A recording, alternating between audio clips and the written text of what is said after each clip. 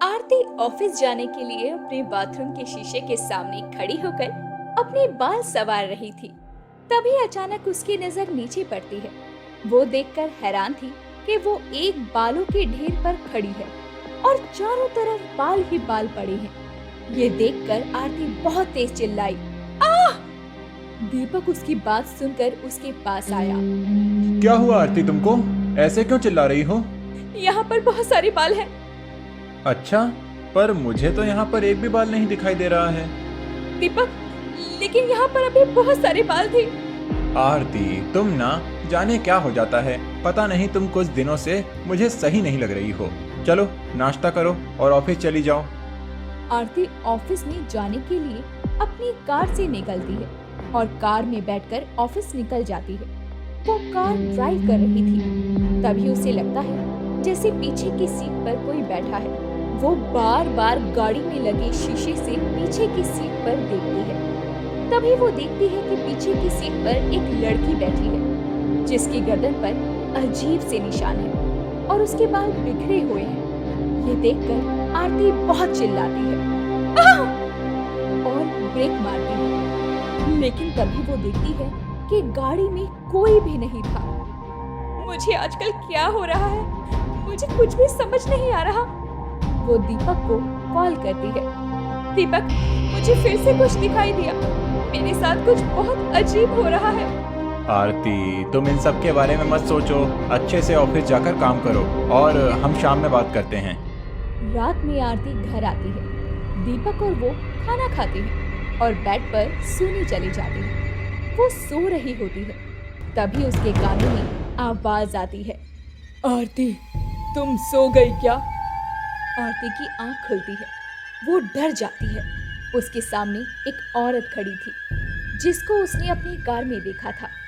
वही अजीब से गले पर निशान और बिखरे हुए बाल। वो चिल्लाई, आह! दीपक ने आंखें खोली। क्या हुआ आरती? आरती डरते हुए बोली, मैंने अभी किसी को यहाँ पर देखा। पर कमरे में कोई नहीं है। रुको, मैं लाइट ऑन करके देखता हूँ। दीपक ने लाइट जला दी।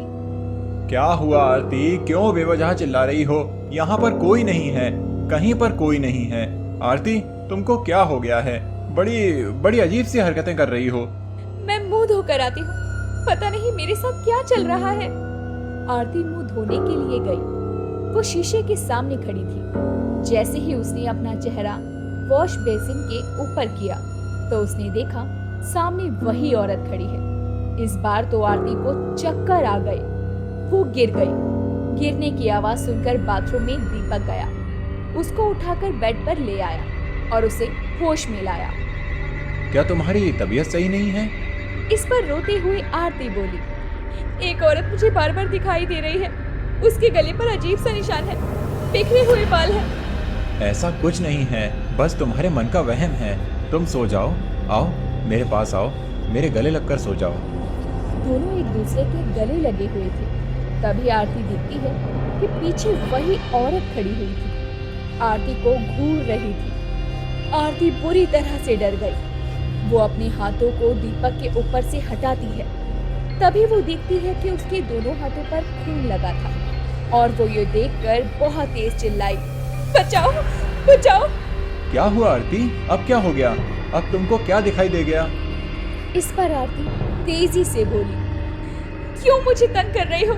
मुझे ऐसे परेशान मत करो। अगर तुम्हें मुझसे कुछ कहना है तो तुम कह दो। ये सुनकर आरती के पूरे कमरे में रोने की आवाज आने लगी है और वो आवाज बहुत तेज थी। आरती अपने कानों पर हाथ रखकर बोलती है, मैंने तुम्हें रोने के लिए नहीं कहा।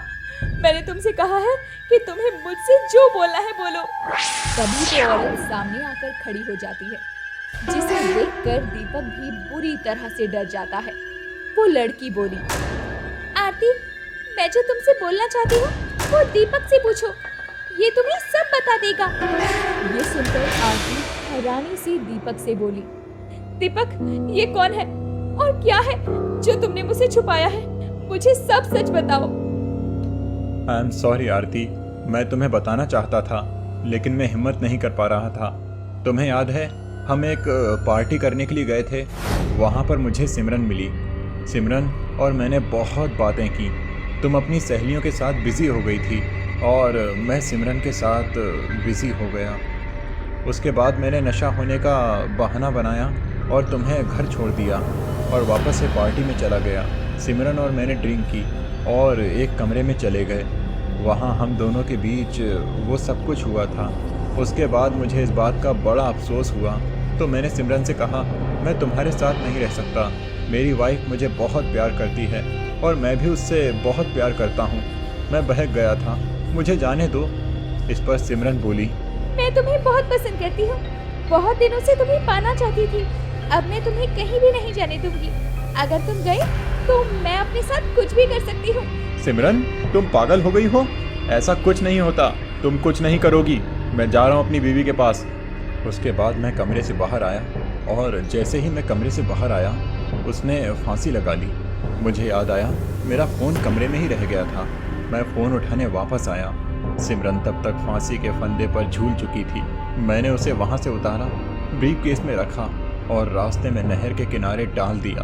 अब सिमरन की आत्मा बोली, अब तुम्हें पता चल गया कि मैं तुम्हें क्यों परेशान कर रही थी। मैं दीपक को लेने आई थी, लेकिन तुम दोनों का प्यार देखकर मुझे लगा कि मुझे मुक्ति ले लेनी चाहिए। पहले मैंने दीपक को मारने की बहुत कोशिश की, पर तुम्हारा प्यार बीच में आ गया। अब मुझे मुक्ति चाहिए। मेरी मुक्ति का एक ही तरीका है। मेरा शरीर आज भी वहीं पड़ा है, उसका अंतिम संस्कार कर दो तो मैं यहाँ से चली जाऊंगी। आरती दीपक को बहुत नफरत भरी नजरों से देखती है और कहती है, दीपक, मुझे तुमसे ये उम्मीद बिल्कुल भी नहीं थी। तुम मेरे साथ ऐसा धोखा करोगे। खैर, इस सब के बारे में हम बाद में बात करेंगे। अभी जो हुआ छोड़ो उसे। तुम मुझे प्यार करते हो, मैं जानती हूँ। अब मुझे सिमरन की मुक्ति करनी होगी। आरती और दीपक दोनों मिलकर नदी के किनारे जाते हैं। वहीं ब्रीफ केस उठाते हैं और उसमें पड़े कंकाल का अंतिम संस्कार करते हैं और सिमरन की आत्मा को मुक्ति देते हैं। सिमरन उनसे विदा लेते हुए आसमान में चली जाती है। दीपक और आरती फिर खुशी रही है।